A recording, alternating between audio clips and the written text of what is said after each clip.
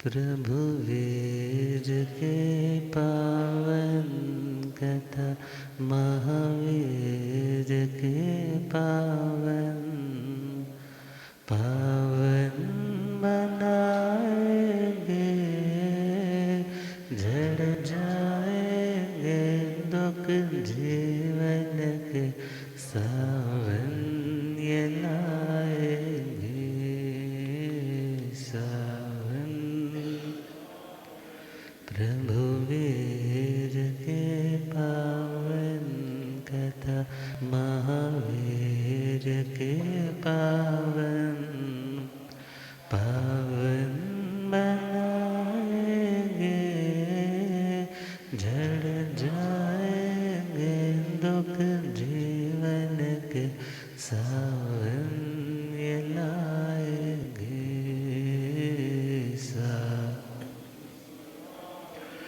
बिंदु से सिंधु होने की सुंदर कहानी है, सुंदर कहानी है, सुंदर।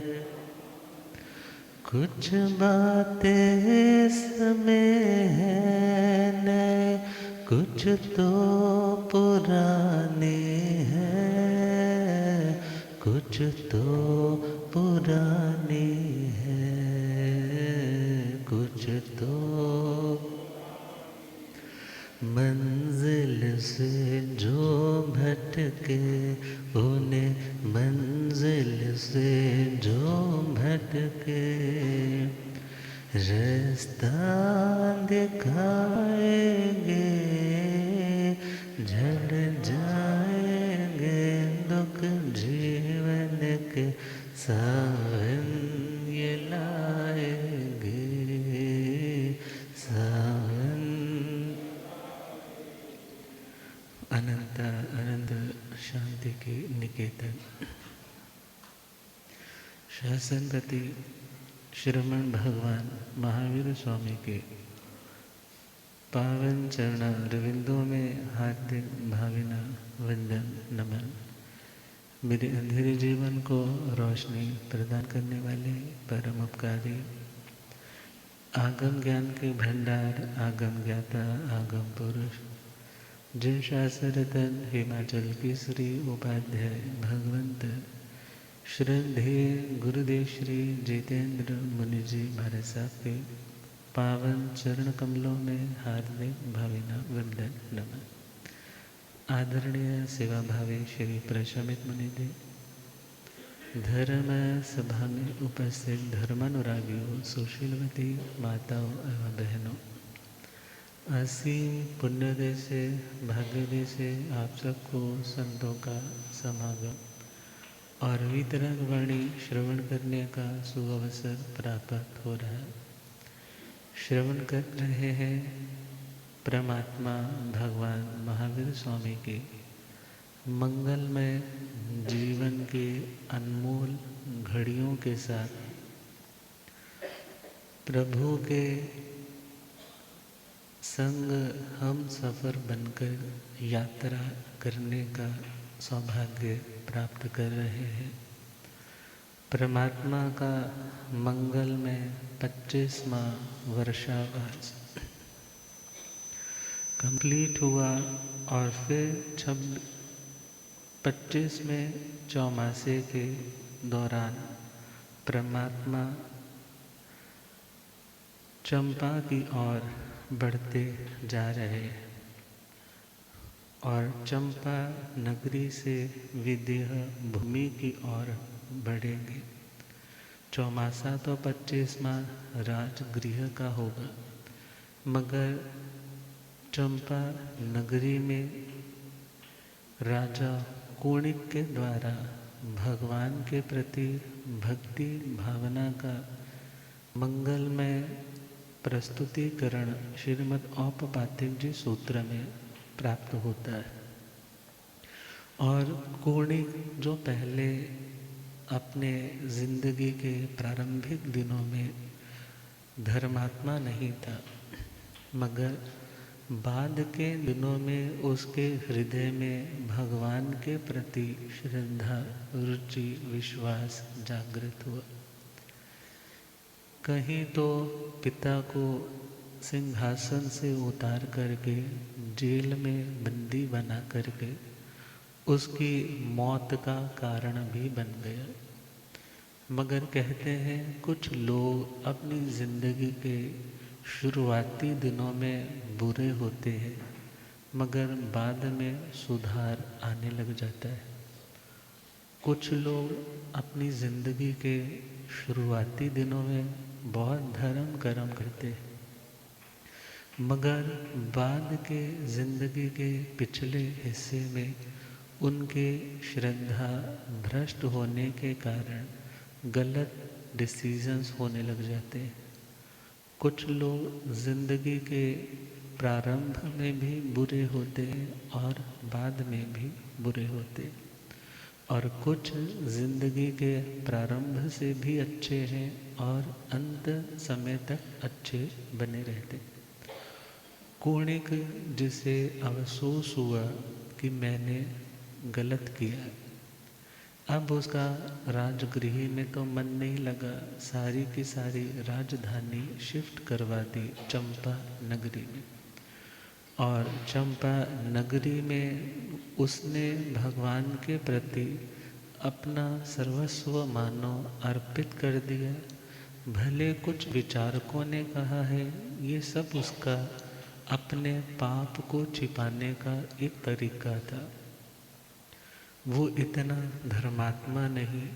मगर कुछ भी हो, जब शास्त्रों में नाम आया है और शास्त्रों की बाद में संभाल करने वाले भी श्रुत केवली भगवान थे, तो वो किसी ऐसे व्यक्ति को तो सम्मान के साथ प्रस्तुत नहीं करेंगे जिसकी ज़िंदगी में कुछ धर्म का अंश भी ना हो।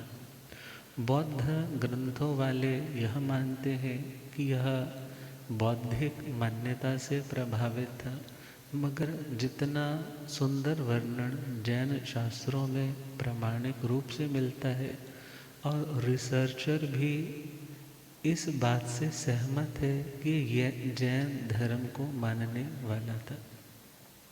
और उसने प्रवृत्ति वादुक मीन्स भगवान की खबर लेकर आने वाले की हमेशा अपनी ओर से सेवा ही की।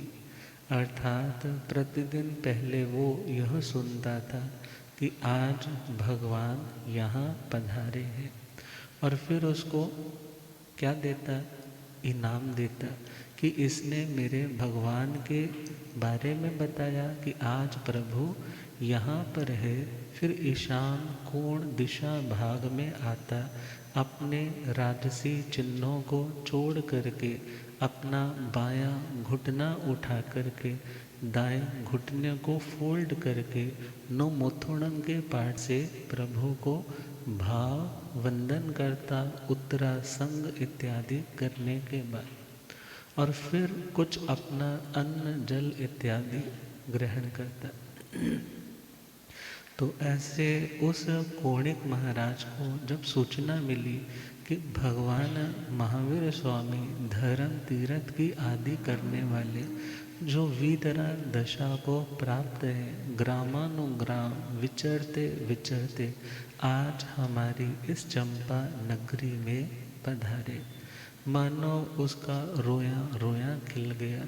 जिनकी कभी सूचना मिलने से ही इतनी प्रसन्नता होती, आज उनके चरणों में जाऊंगा तो कितने मन के सवाल मानो वंदन दर्शन करते ही समाधान में बदल जाए। एक सेवक जो दे सोचना, प्रभु आज है यहाँ, प्रभु आज है यहाँ, अजय प्रभु आज है यहाँ। कोणिक भक्ति वश देता, उसको धन पैसा महा, धन पैसा महा, हाँ उसको धन पैसा, प्रभु आगमन की सूचना, प्रभु आगमन के तो खुशियाँ लाएंगे, झड़ जाएंगे दुख जीवन के, सावन ये लाएंगे सा। 1,00,000 और 8,000 की मुद्रा वो देता, मुद्रा वो देता, अजी हाँ मुद्रा।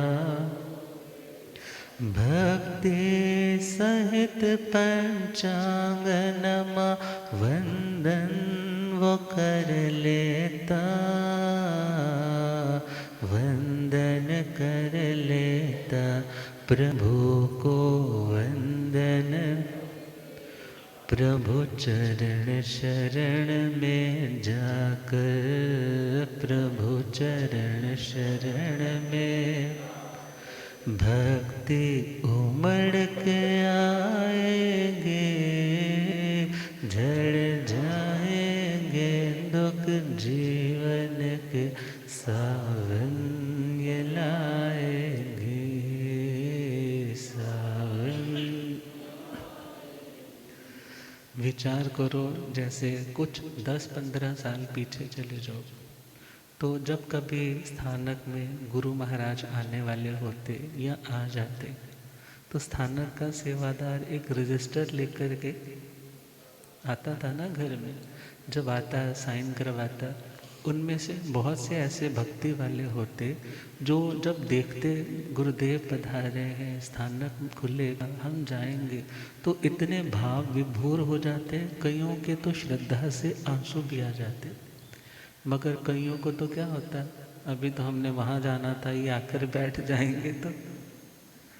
मगर भक्ति, कोणिक के हृदय में भगवान के प्रति इतनी भक्ति कि इवन जो सूचना देने आया है उसको 1,08,000 मुद्राएं उसको दी।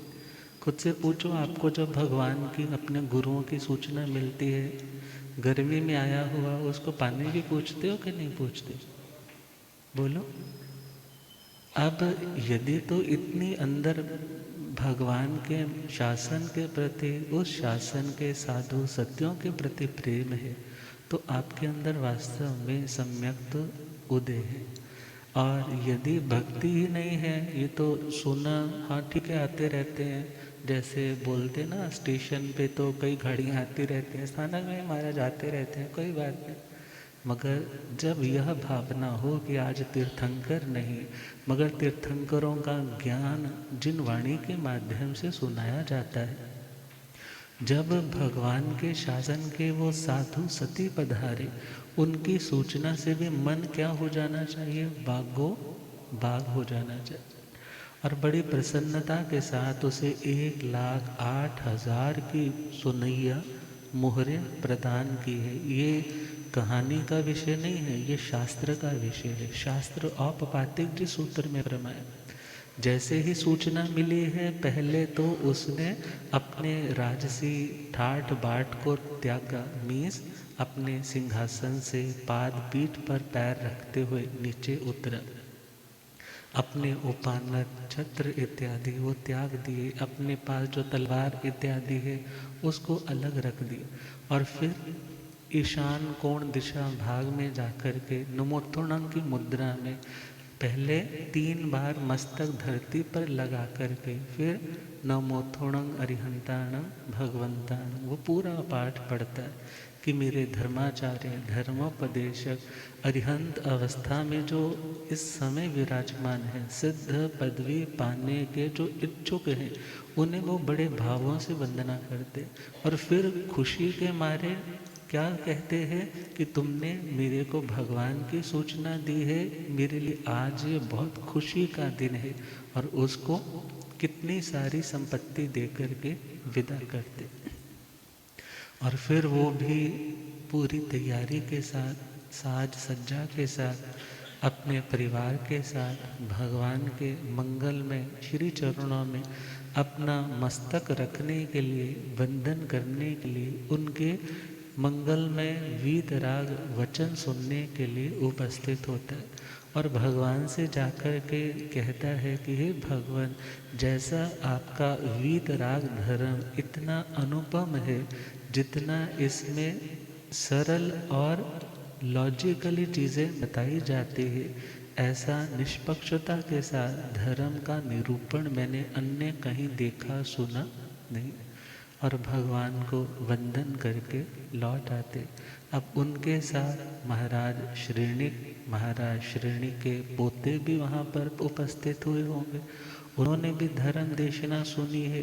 तो 10 पौत्र राजा श्रेणी के भगवान के श्री चरणों में दीक्षा लेने के लिए तैयार हो जाते। श्रेणिक राजा के 10 पौत्र भी बनते श्रमण, भी बनते श्रमण, अजी हाँ बनते हैं श्रमण। पद्म और माँ पद्म भद्र सुभद्रादि नंदन, सुभद्रादि जिन पालित दीक्षा, पालित श्रावक दीक्षा आएगी, झड़ जाएंगे दुख जीवन के सावन ये लाएंगे सावन। पदम महापदम भद्र सुभद्र महाभद्र, पदम से पदम गुल्म नलिनी गुल्म आनंद, इस प्रकार इनके 10 पौत्र और नंदन ये सारे के सारे भगवान के श्री चरणों में कौणिक महाराज की आज्ञा लेकर के जैन भागवती दीक्षा अंगीकार करते। और उसी नगरी के जिन पालित सेठ हैं वो भी इनके प्रभु की दिव्य देशना सुन करके अपने बड़े बेटे को घर की सारी व्यवस्थाएं सौंप करके, क्योंकि साधु जीवन उस अवस्था में अपनाना जब उस व्यक्ति ने दुनिया के समस्त भोग भोगे हो, उस व्यक्ति के लिए उस अवस्था में दाखिल होना इतना आसान नहीं होता। मगर पूर्व जन्मों के साधक होंगे तो उन्होंने भगवान के श्री चरणों में दीक्षा अंगीकार। और चंपा ही नगरी में पालित नाम के श्रावक, पालित नाम के श्रावक उत्तराध्ययन जिस सूत्र में सुनते हैं समुद्र पाली अध्ययन में, तो उन्हें भी प्रभु के श्री चरणों में धर्म नव तत्व इत्यादि का ज्ञान जब मिला तो उन्हें भी सम्यक्तों का बोध हुआ, तो उन्होंने श्रावक दीक्षा अंगीकार की। तो ऐसे प्रभु का चंपा का मंगलमय देखा जाए तो रुकना सफल हुआ। कितनी भव्य आत्माओं को तरने का मौका मिल गया। चंपा से बढ़ते बढ़ते प्रभु विदेह भूमि की ओर बढ़ते हैं, वहाँ काकंधी में पहुँचे, फिर श्रीमग धृतिधर इत्यादि की दीक्षाओं का वर्णन आता है। चंपा से प्रभु बढ़ते आगे विदेह भूमि और, विदेह भूमि और प्रभु जी विदेह भूमि। काकंदी में क्षेमक धृतिधर आदि दीक्षापुर जो, आदि दीक्षापुर जो, हाँ होते दीक्षा है पुर। 16 वर्षों की साधना, 16 विपुल से सिद्धि आएंगे, झड़ जाएंगे दुख जीवन के सावन लाएंगे। प्रभु वेद के पावन कथा, महावेद के पावन पावन बनाएंगे, झड़ जाएंगे दुख जीवन के, सावन ये लाएंगे सावन। राजगृह में 25वां भी पावन हुआ चौमास, पावन हुआ चौमास, प्रभु का पावन हुआ। मिथिला में प्रभु श्री वीर का 26वां वर्षावास, 26वां वर्षावास, प्रभु का 26वां वर्षावास। फिर श्रावस्ती की माटी, फिर श्रावस्ती मानो उनको बुलाएंगे, झड़ जाएंगे दुख जीवन के, सावन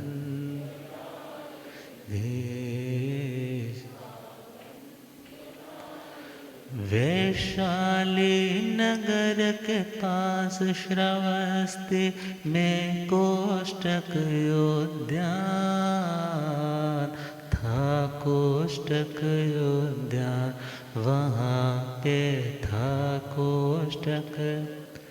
मंखल पुत्र गौशाला खुद को कहता है भगवान,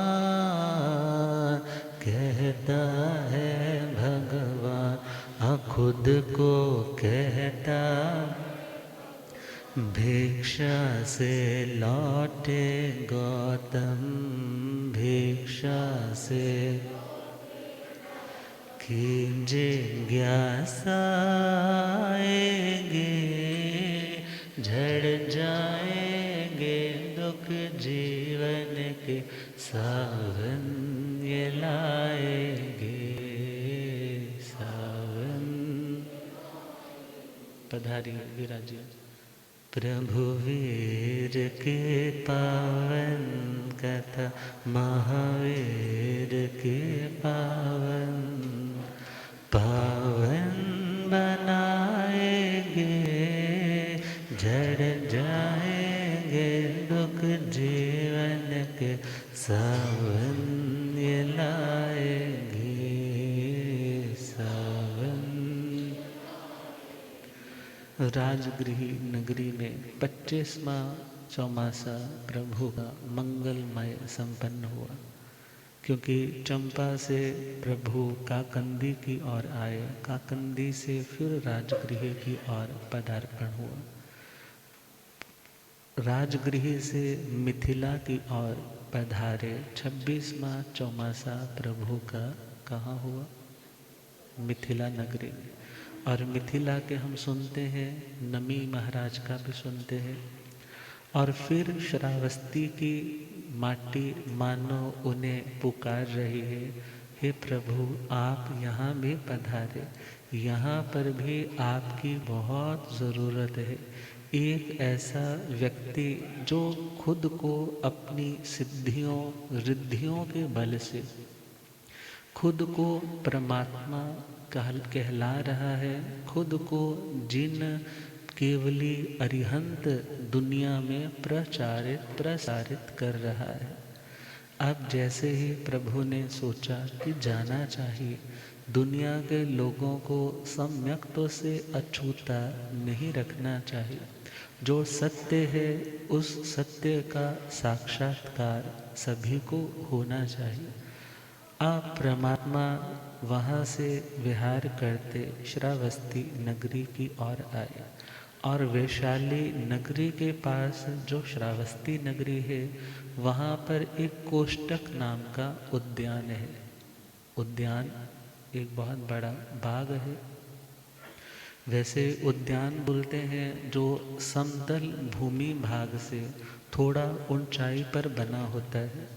अब सपोज सिटी तो ऐसे सामान्य है, मगर वो उद्यान उस सिटी से थोड़ा ऊंचाई पर होगा, जहाँ पे वेंटिलेशन हवा वहाँ पर कुछ ज़्यादा अच्छी फ्रेश होगी, तो लोग वहाँ पर जाते और वहाँ कोई ना कोई ईशान कोण में एक चैत्य इत्यादि भी बना देते कि लोगों की जब आस्था जुड़ जाती है तो लोगों का आना जाना और बढ़ जाता है।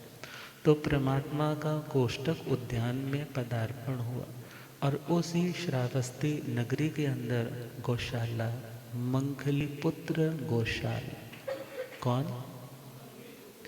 मंखली पुत्र गौशाल मतलब जो चित्रपट दिखा करके अपनी आजीविका, अपनी रोजी रोटी चलाते। जैसे शनिवार वाले आजकल भी तो जाते हैं ना ऐसे दिखा करके, बसेस में भी कितनी बार किसी देवी देवता की फोटो लेकर के मांगने वाले होते।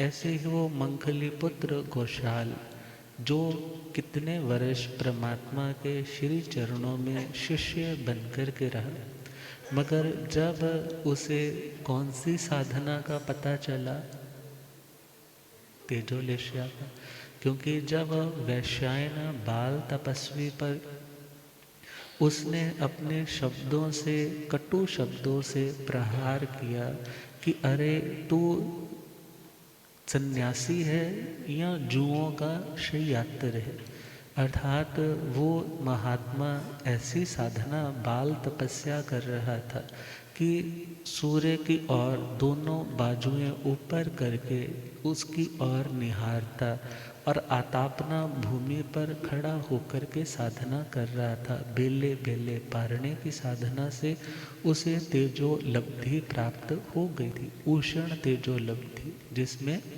सामने वाले को इवन कई तरह की स्टेट्स को जलाने की उसके अंदर ताकत आ गई थी।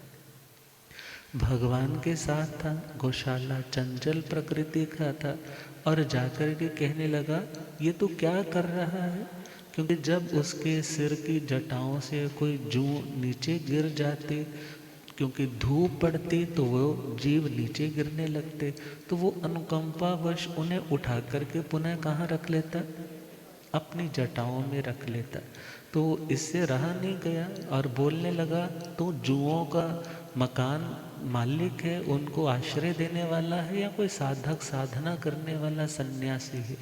अब 2-3 बार सुना तो इरिटेट हो गया, तो उसके मन में भी आया बताता हूँ तेरे को कि मैं कौन हूँ, और उसने तेजोलेशिया का जैसे ही प्रहार किया, मीन्स मानो मुख खोला होगा, आग की लपटें बाहर की ओर निकलने लगी और उसी समय परमात्मा जो अभी साधना काल के अंदर थे, अभी केवली नहीं हुए थे, मगर अनुकंपावश उन्होंने उस उष्ण तेजो लेशिया का क्या कर दिया,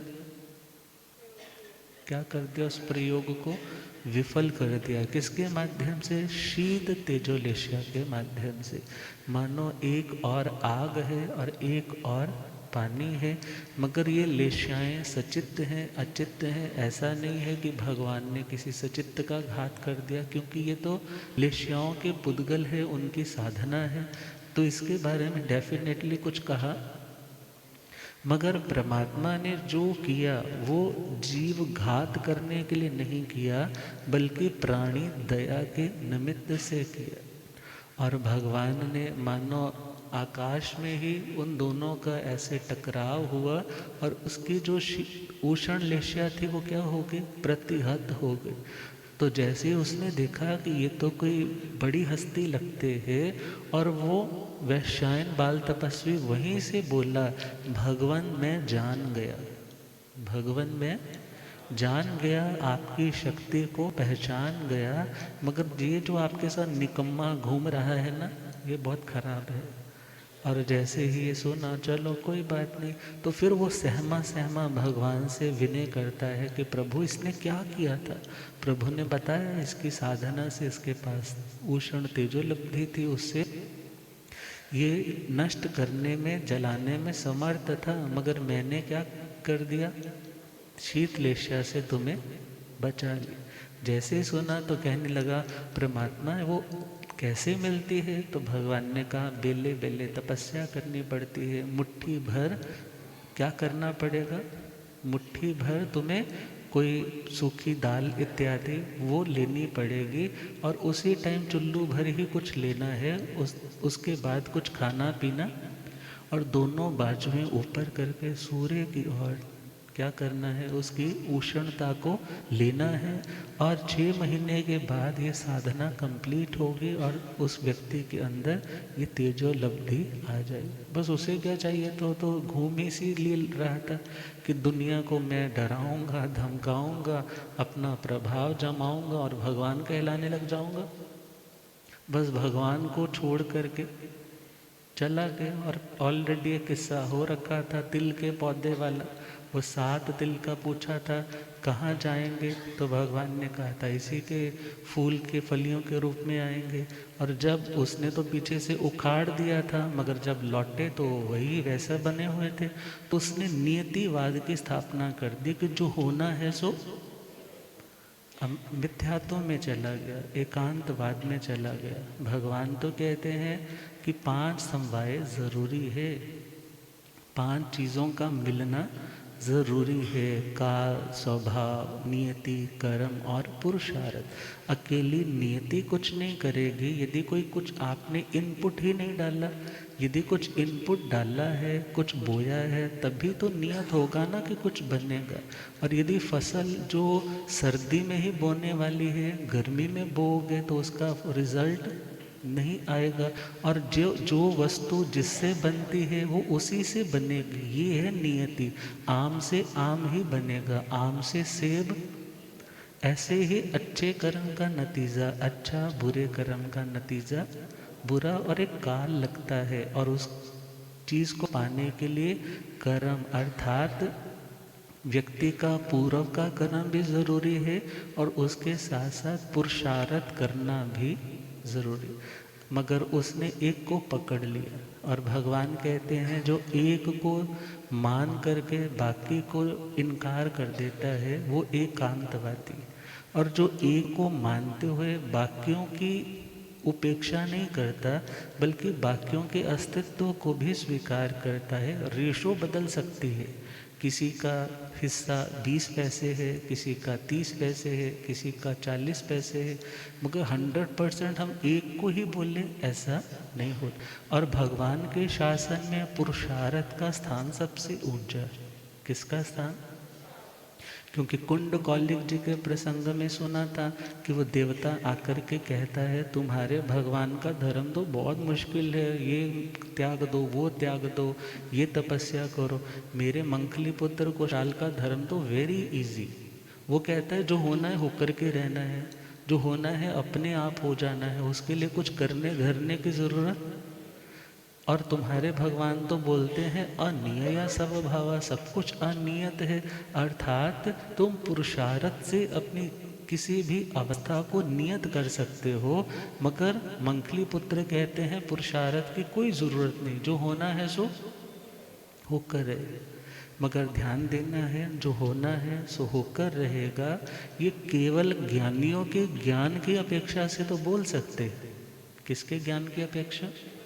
केवल ज्ञानियों के ज्ञान की अपेक्षा से तो कह सकते हैं, मगर छद्मस्तों के ज्ञान की अपेक्षा ये बात नहीं कह सकते। क्योंकि केवल ज्ञानी तो जानते हैं ऐसा ऐसा होगा तो ये ऐसा घटित होगा, मगर कोई सामान्य व्यक्ति तो नहीं ना बोल सकता ऐसा होगा तो ऐसा हो जाएगा।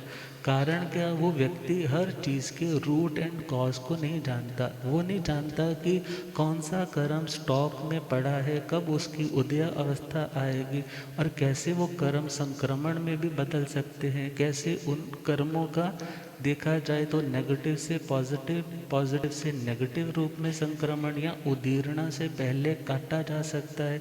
ये बातें छद्मस्त नहीं जानता। छद्मस्त ये जानता है कि मेरे हाथ में पुरुषार्थ करना है। मेरे हाथ में क्या है? मेरे हाथ में पुरुषार्थ, मेहनत करना है, स्ट्रगल करना है, पॉजिटिव होकर के करना है। बहुत मेहनत करने पर भी काम नहीं बने तब बोले हाँ ऐसा होना था, मगर ये नहीं पहले हथियार छोड़ दे, जो होना है सो। ऐसा भगवान का धर्म नहीं। तो इधर जैसे ही उस मंखली पुत्र गोशाल का बड़ा वर्चस्व है, क्योंकि उसने उस तेजोलब्धि की साधना भी कर रखी है। भगवान पार्श्वनाथ जी के उन संतों का जिन्होंने संतत्व को, साधुपने को छोड़ दिया, उनसे उन्होंने ज्योतिष इत्यादि विद्याओं का भी ज्ञान पा लिया। लाभ बताना, हानि बतानी, इतनी उम्र होगी, इतने में तुम मर जाओगे, ऐसी जो कैलकुलेशंस कुछ हैं उनका भी ज्ञान पा लिया। कोई सीढ़ी चढ़ कर के आया, पहले बता देगा तो ये सोच कर के आया है, ये पूछने के लिए आया है, तेरा काम इतने टाइम तक होने की पूरी संभावना है, हो जाए। दुनिया में तो भगवान बन गए, ये तो बने बनाए भगवान तो ऐसे ही बन रहे हैं ना। कोई साधना कर ली, कोई सिद्धि कर ली और उनके माध्यम से दुनिया को प्रभावित करके खुद भगवान जैसा सम्मान पाने की भूख उन लोगों से ऐसा करवा रहे। मगर भगवान का तो जो दर्जा है वो बहुत ऊंचा है, उन्हें तो किसी के सम्मान की प्यास नहीं। कोई अपमान करे तो उनके हृदय में किसी के लिए कोई रोष नहीं है। जो बहुत स्टेबल आत्माएं हैं उन्हें कहा जाता है भगवान। तो भगवान महावीर स्वामी जब श्रावस्ती नगरी में आए, कोष्टक उद्यान में, और इधर गौशाला श्रावस्ती नगरी में ही रुका हुआ है। हलाहल कुम्हारन उसकी सबसे बड़ी भक्त है वहाँ की, और उनके वहाँ पर रुका है। और भगवान के जो सबसे बड़े अंतेवासी शिष्य हैं कौन? श्री इंद्रभूति गौतम स्वामी जी महाराज, जिनका आजीवन बेले बेले पारने का अभिग्रह नियम है। आज पारने के लिए तीसरे पहर में उठे होंगे और दुनिया में यह चीज़ पॉपुलर हो रखी है। क्या? गौशाला तीर्थंकर है। गौशाला क्या है? तीर्थंकर है। गौशाला अपने आप को केवली कहता है, जिन कहता है, भगवान कहता है। तो वो बात सुनी, अब सुनी है तो लोग बोल रहे हैं अब तो श्रावस्ती में 2-2 तीर्थंकर हैं। कितने तीर्थंकर हैं? 2-2 जिन हैं, 2-2 अरिहंत हैं, 2-2 भगवान विचरण कर रहे हैं। तो जब गौतम स्वामी जी ने सुना, सोचने लगे ये कैसे हो सकता है? अरिहंत, केवली, जिन, वीतरागी तो कौन है? श्रमण भगवान। और यदि यह है तो भगवान से जाकर के पूछना चाहिए कि प्रभु क्या वास्तव में वो भी भगवान है? तो भगवान के पास आकर के भिक्षा वृत्ति से लौट करके अपनी जिज्ञासा रखते। पूछा है भगवान गौशाला क्या जिनवर है बना, क्या जिनवर है बना, प्रभु क्या जिनवर। प्रभु फरमाए वो जिन्न है खुद को कहे माँ, खुद को कहे माँ, अजी वो खुद को कहे माँ। ओ यह बात श्रावस्ती में, यह बात हवा से जा घुल जाएंगे, झड़ जाएंगे दुख जीवन के सावन ये लाएंगे, सावन। हला हला कुम्हारन के घर रुका था गौशाला, रुका था गौशाला, अजी वो रुका था। जब सुना तो मन में भड़के उसके तीव्र क्रोध ज्वाला, तीव्र क्रोध ज्वाला, अजी हाँ तीव्र। आनंद स्थिर भिक्षा पे, आनंद स्थिर भिक्षा, उन संग चर्चाएंगे, झड़ जाएंगे दुख जीवन के सावन ये लाएंगे।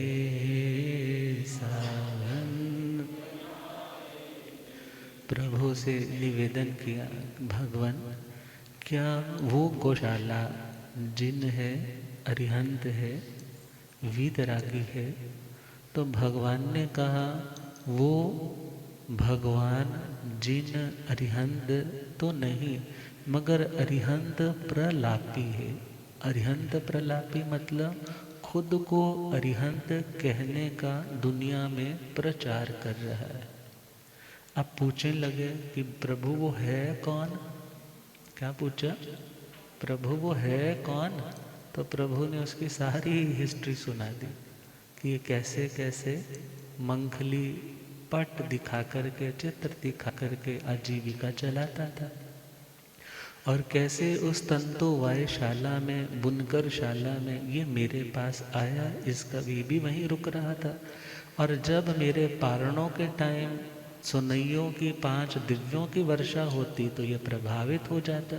ये कहता मुझे अपना शिष्य बना लो, मैंने इनकार किया। गुरु पधारे, हो रब मेरा सतगुरु बन के आया मैनो,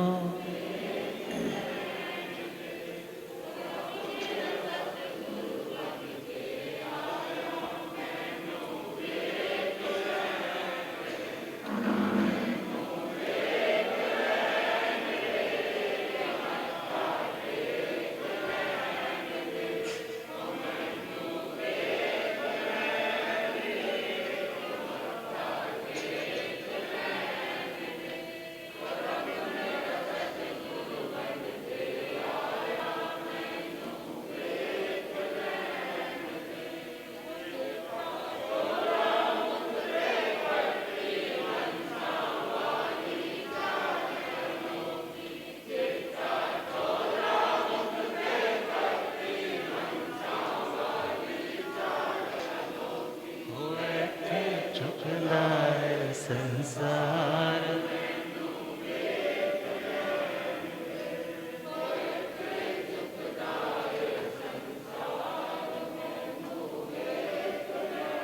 हो रब मेरा सतगुरु बन के आया मैनो।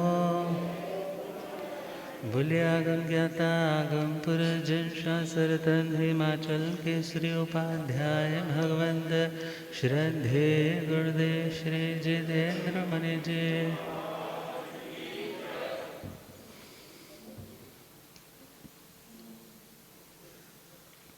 और जैसे ही भगवान से पूछा तो भगवान ने सारा उसका बायोडाटा निकाल दिया।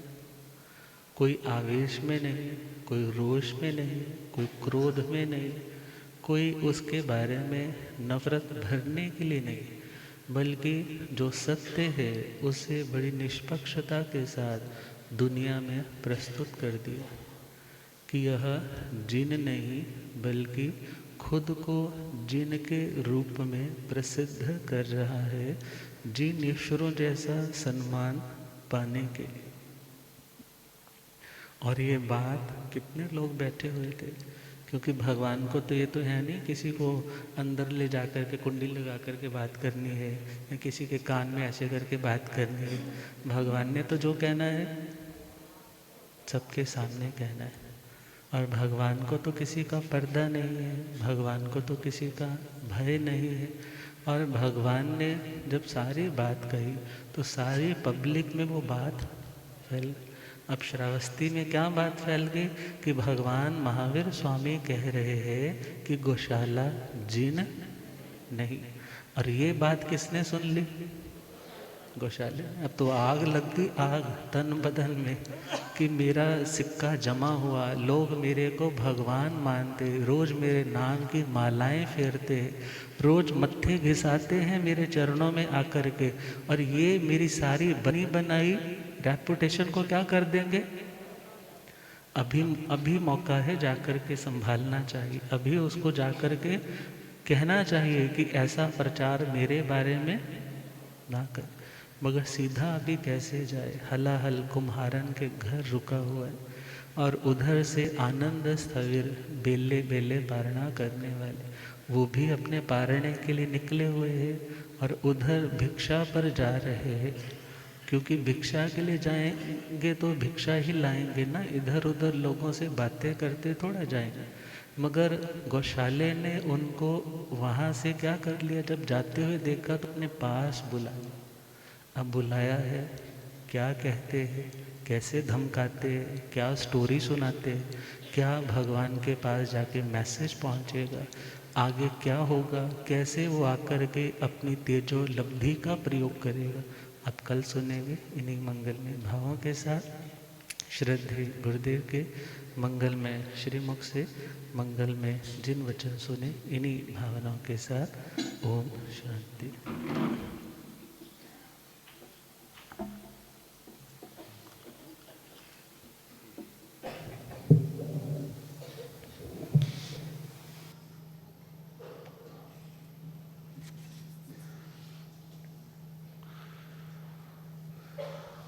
जीर्ण वैणे अनुरक्ता जीर्ण वयण जे करन्ति भावेण अमला असंकिलिठा ते हुन्ति परित संसारी। बोलिए भगवान महावीर पावन चरित